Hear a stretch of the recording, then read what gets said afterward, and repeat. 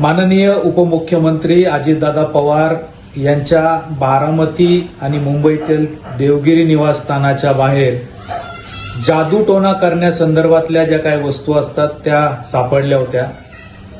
हा कॅप्टन खरात आणि त्याच्याशी संबंधित असलेल्या लोकांनी हा उपद्व्याप केला होता का? अजितदादांवर असा काही जादूटोणा, मंत्र मारणं, अशा वेगवेगळ्या काळ्या जादू करणं असा काही प्रकार होता का? याचीही आता चौकशी झाली पाहिजे असं आम्हाला वाटतं. अजितदादांच्या संदर्भात जे काही संशयाची वेगवेगळे मुद्दे, एलिमेंट्स आहेत, त्यात कॅप्टन खरात, त्यांच्या संदर्भातले अनेक लोक हे यात सहभागीत आहे का? त्यांचीही चौकशी झाली पाहिजे.